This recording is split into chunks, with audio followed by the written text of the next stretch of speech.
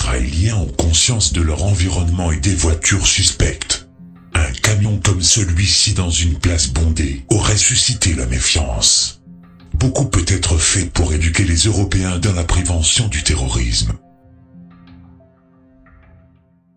Ces propos ont été publiés le 18 juillet 2016 par le Jewish Journal et tenus par l'Israélien Baz Gaynor. Même tonalité dans sa déclaration rapportée par le Jérusalem Post. D'après lui, les Européens vont connaître des attentats de plus en plus sanglants. Présenté comme un expert de la lutte antiterroriste en charge d'une antenne du Mossad, cet ancien conseiller du gouvernement israélien et proche de Benjamin Netanyahou, chapeautait un événement singulier et totalement passé sous silence par la presse française.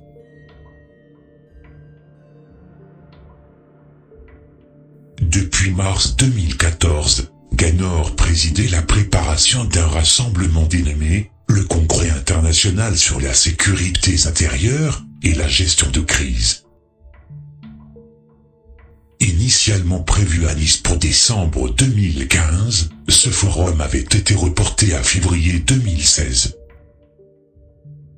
Nouveau report annoncé alors pour octobre 2016, selon sa page Facebook, en raison des contraintes de l'état d'urgence en France. À ce jour, la page d'accueil anglophone du site précisait désormais que le congrès allait être reporté à 2018. Et pourtant, entre les deux derniers reports, un attentat d'un genre inédit allait être produit localement. L'individu qui a commis ce crime absolument abject, inqualifiable, n'était pas connu des services de renseignement, car il ne s'était pas distingué au cours des années passées, soit par des condamnations, soit par son activité, par une adhésion à l'idéologie islamiste radicale, et il semble qu'il se soit radicalisé très rapidement. Un séducteur bisexuel de Nice se radicalise soudainement au nom de Daesh et conduira le 14 juillet un camion en direction de la foule, tout en lui tirant dessus au pistolet automatique.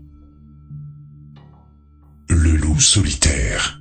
Tel fut le nouveau défi croissant, selon Baz Gaynor, interviewé par ses étudiants de l'Institut du contre-terrorisme d'Herzliya au début du mois de juillet.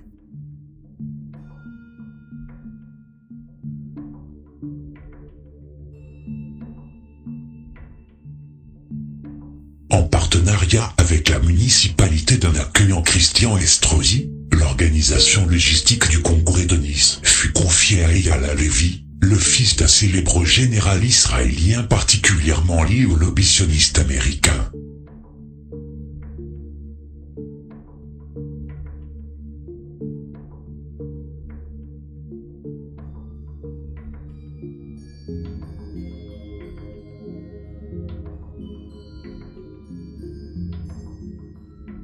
Le Congrès de Nice prévoyait la simulation d'un attentat local.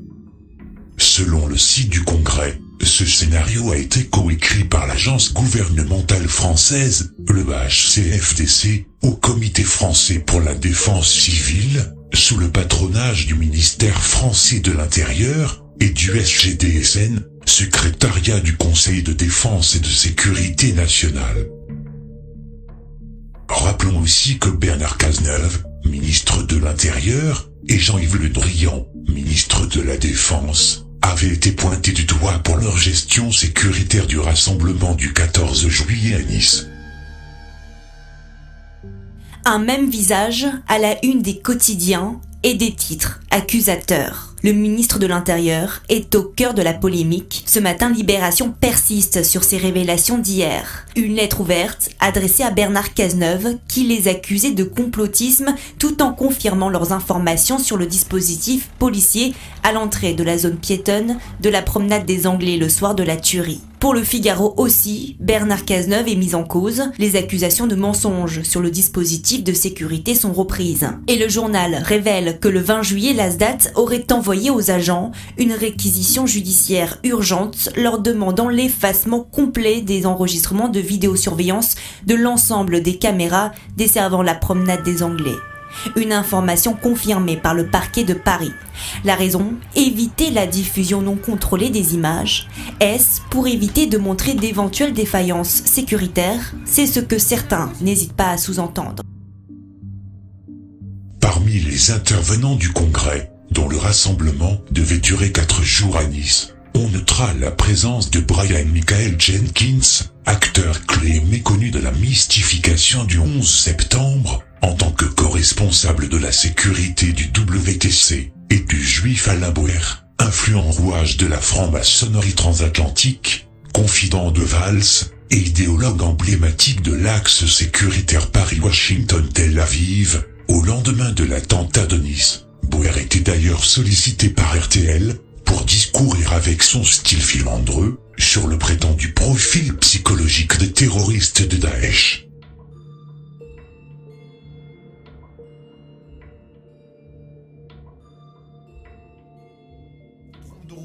Nous voulons être avec les Français. Nous proposons à chaque fois nous, les nos Israéliens, services. vous dites. Vous savez, j'étais moi-même il y a quelques mois à Nice. Je peux le dire maintenant, avec une équipe israélienne pour proposer de l'armée israélienne pour proposer des services de conseil dans la sécurité de Nice. Le maire de Nice veut faire de Nice une ville, une safe city, ville sûre. Une ville sûre.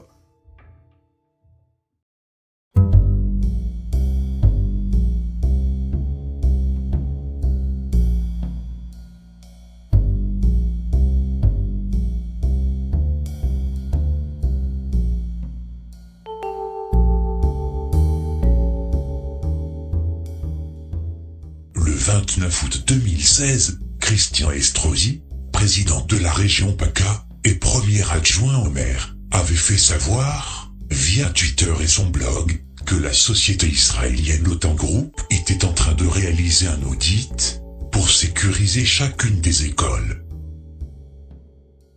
Le lendemain, le quotidien Nice Matin rapportait incidemment cette information sans la creuser davantage. Pourquoi faire appel à une compagnie de sécurité en Israël plutôt qu'en France? L'ultrationniste Estrosi, pourtant rémunéré par le contribuable français, ne l'expliquera jamais.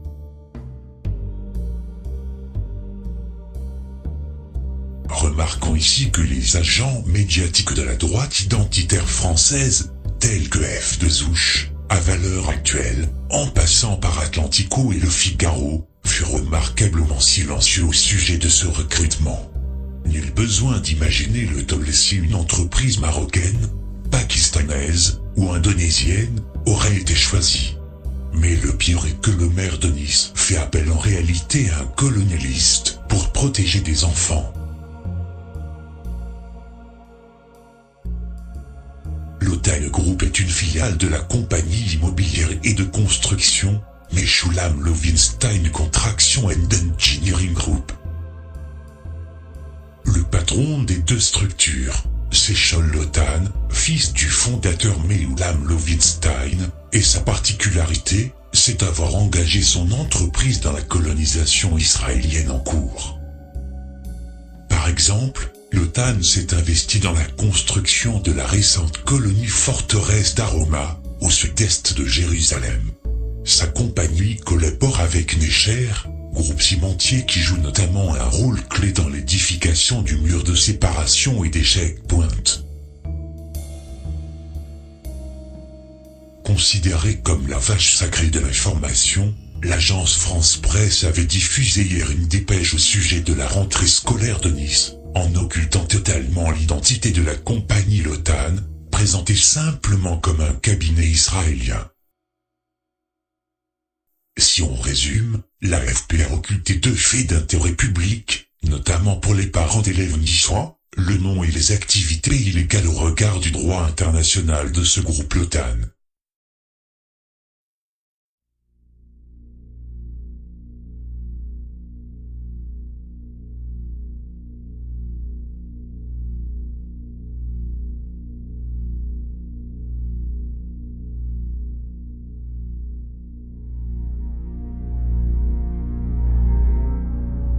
lendemain de la tuerie commise sur la promenade des Anglais, le quotidien Libération rapportait que la gérante de l'agence de location du camion, jamais identifiée par la presse, avait affirmé refuser toute communication en raison d'un ordre du ministère de l'Intérieur.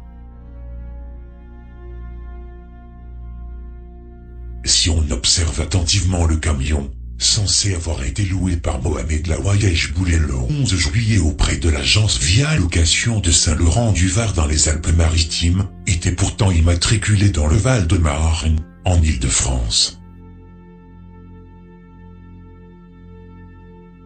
L'antenne niçoise de Via Location, entreprise dirigée par Xavier Pierre Négillard, et détenue par le fonds d'investissement britannique IGC, existe pourtant depuis 2001.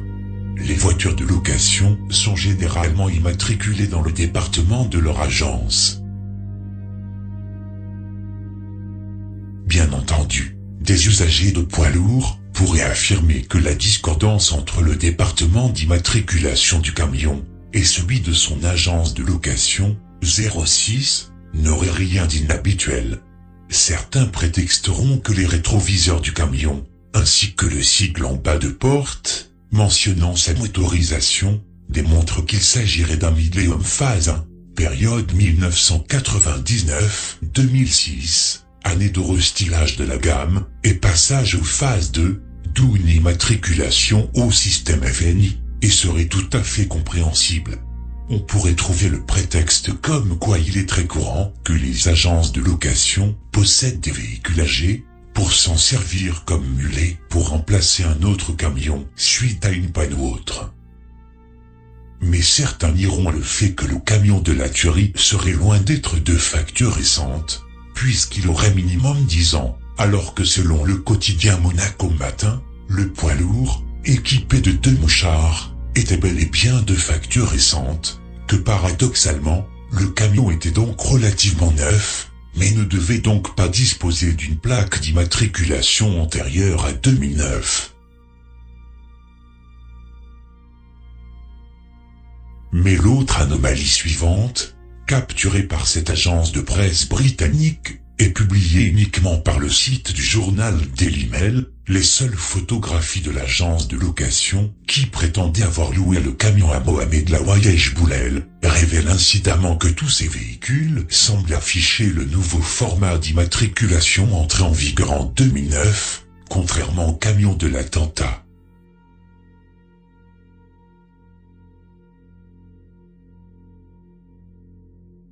Par ailleurs, rappelons que la radio France Bleu Azur avait appris auprès des professionnels que le camion de 19 tonnes, de type Renault Millennium, fabriqué entre 1999 et 2013, n'était pas frigorifique, contrairement à ce qu'avait affirmé le procureur de la République François Molin. Jeudi 14 juillet, donc vers 22h45, un homme circulant seul à bord d'un camion frigorifique de 19 tonnes, loué le 11 juillet à une société de location de Saint-Laurent-du-Var. Écoutez, je vous confirme, affirme et relate, ce n'est pas un camion frigo. C'est une réalité, une évidence, je vous le garantis, ce n'est pas un camion frigo. D'abord, les parois des camions frigos, ce sont des camions frigos, ce sont des parois en plastique, étanches, ok. Et les portes sont des portes beaucoup plus épaisses, vous fermez, et comme un frigo que vous avez chez vous. Deuxièmement, les camions frigorifiques sont équipés de refroidisseurs, Thermo King ou Carrier, et autres appareils pour refroidir l'espace qui est dans la cargaison. Et troisièmement, les camions frigorifiques ont des applications marquées FR pour reconnaître, ce sont des camions frigo qui sont passés au tunnel et qui ont leur homologation jusqu'à pendant 5-6 ans ou une dizaine d'années, tout dépend du frigo que c'est. Conséquence, il n'était donc pas autorisé à circuler un 14 juillet comme tous les poids lourds de plus de 7 tonnes 5. La plupart des rares médias ayant tenté d'interviewer la personne responsable de l'agence de location avaient généralement indiqué qu'il s'agissait d'une gérante dont l'identité ne fut jamais dévoilée. Or, selon un annuaire économique local datant d'octobre 2015, l'individu à la tête de l'agence Via Location, à l'adresse 947, chemin des Iscles, Saint-Laurent-du-Var, est en réalité un homme, dénommé David Genevrier.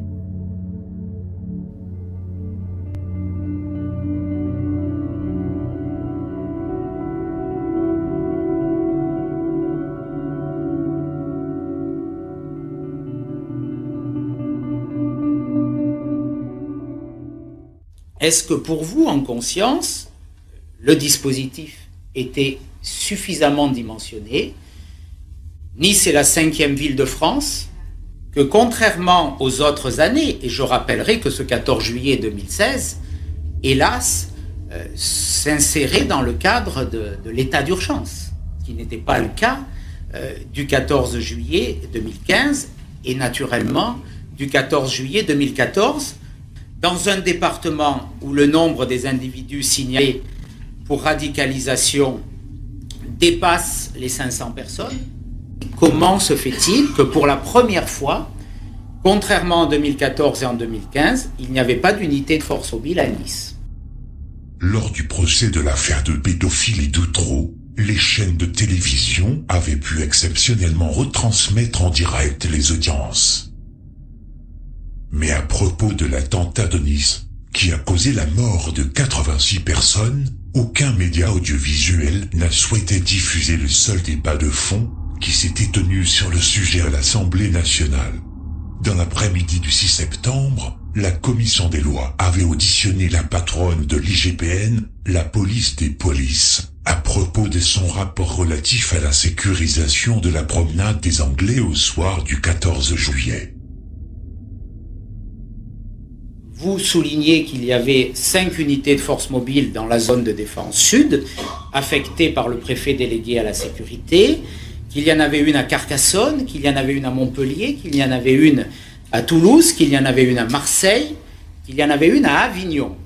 Vous ne précisez pas le cadre de l'intervention de cette unité de force mobile, d'ailleurs, qui, je crois savoir, relevait des gendarmes, à Avignon. Membres de la commission des lois, les députés de l'opposition, les républicains, sont étonnés que le rapport de l'IGPN, qui indique que 5 villes de la zone de défense et sécurité sud, telles que Marseille, Toulouse, Montpellier, Carcassonne, Avignon, avaient bénéficié ce soir-là de la protection de forces mobiles, CRS et gendarmes, passe sous silence le motif de l'affectation pour Avignon. Sur quel dispositif était mobilisé gendarme mobile à Avignon? Et est-ce que vous pensez que ce choix de refuser une unité de force mobile à Nice, dans ce contexte, dans cet environnement, était légitime et était pertinent? Vous ne m'avez pas répondu sur l'affectation des unités de force mobile.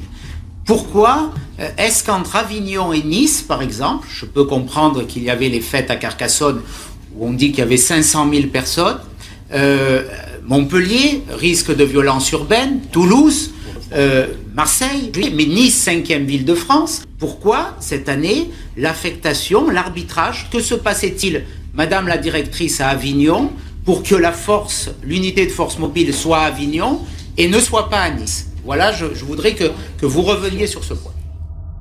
La présence non annoncée de François Hollande, en compagnie de la juive Audrey Azoulay, ministre de la Culture à l'époque, pour un dîner privé, suivi de sa venue au festival, pour assister à la dernière représentation locale des damnés, curieuse pièce de théâtre sur la montée du nazisme, qu'il ira finalement voir le 24 septembre suivant à la Comédie Française.